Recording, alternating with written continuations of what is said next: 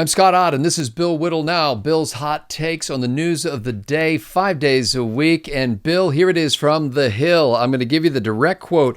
This is from a guy named John Reinish, a New York-based Democratic strategist. In the wake of the Kavanaugh confirmation, Reinish said that the confirmation would fuel much more than a Democrat blue wave. He predicted instead a tsunami. And here's his quote. If the Republicans thought they had a problem before, they have an earthquake now, because you cannot understate the rage, and you cannot understate the emotion, and you cannot understate the mobilization of Democrats after this. Well, you cannot understate the rage and the emotion and the mobilization of Democrats who believe that this woman, without any evidence, should be believed against the career of a man who's never had any other allegations of any kind brought against him. Those people are motivated. Here's some newsflash for the guy, though. Scott, what's his name? John Reinish.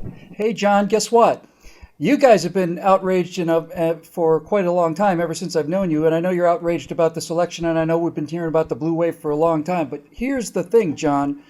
What your people did was so transparently naked and awful, was so low and so demeaning and so frankly terrifying to the future of this country, that not only are not women going to line up behind the blue Democrat grievance machine, but you have shown a lot of people, a lot of women especially, what your party is capable of doing when the stakes are high enough. So I say you bring your blue wave, we'll bring our red wave, and we'll see what happens. I can tell you this. For people who are already at that fever amped pitch of tearing at the walls of the Supreme Court and screaming in the Senate, I'm sure those people are still screaming, and I'm sure they're still hysterical, and I'm sure they're still breaking down windows, and I'm sure they're still marching through the streets, and I'm sure all of those people who you say are so fired up are still fired up. I have no doubt about that. But what you're about to discover, I think, and I hope, what the actual silent majority of this country is all about. And as we mentioned, I think in one of the right angle shows, I think the bellwether for this situation is Lindsey Graham, who was probably the least partisan Republican, widely agreed by virtually everybody in Washington to be the nicest guy in the entire city. And he has spent his entire life reaching across the aisles and trying to get along and saying, my good friends, these are my friends, and he's taken a lot of heat from us for that. But if you made Lindsey Graham get up on his hind legs and not only just say, okay, we're in a political fight now, but just essentially say, this is wrong. How can you do this? This is just plain evil. I can't believe that my friends across the aisle are doing this. When you get Lindsey Graham so angry that he says, you people sure want power, I hope to God you never get it. That's a sea change in somebody's political philosophy, and I think it's in a sea change of ours. Well, along those lines, Bill, we have the other side of the story also in this same article in The Hill, and they report that an NPR PBS NewsHour Marist poll released on Wednesday showed that Democrats are leading Republicans in voter enthusiasm by only 2 points. They were up by 10 in July. And here's a quote from a guy named Matt Gorman, a spokesman for the National Republican Campaign Committee.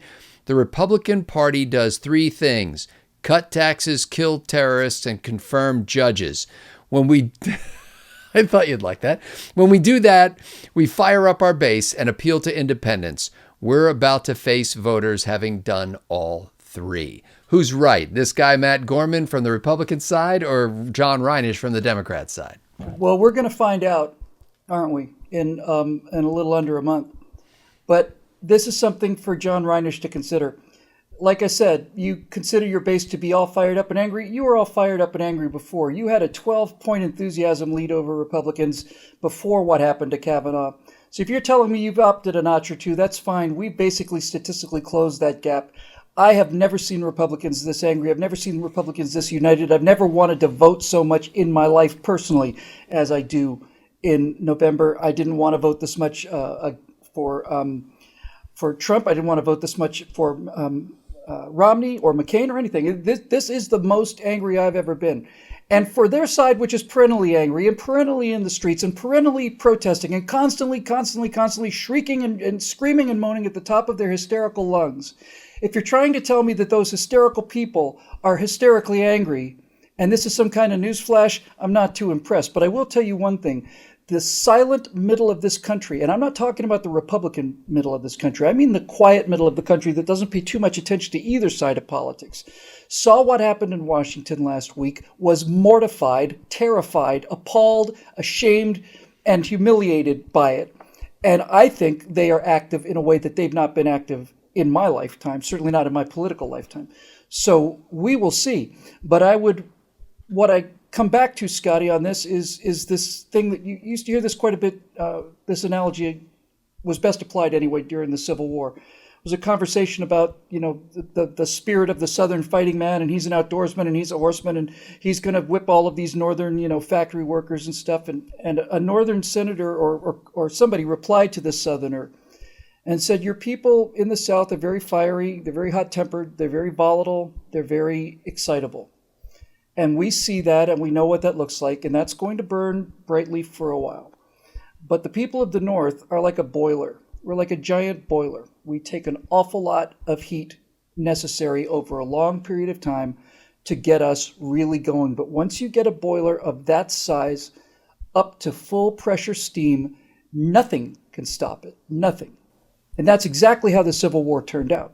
Big early victories for the Confederacy, and then just a slow, steady, grinding determination on the part of the Union, especially the Army of the Potomac, which was just defeated under 9 or 10 different generals before Grant came along and handed him an even worse defeat.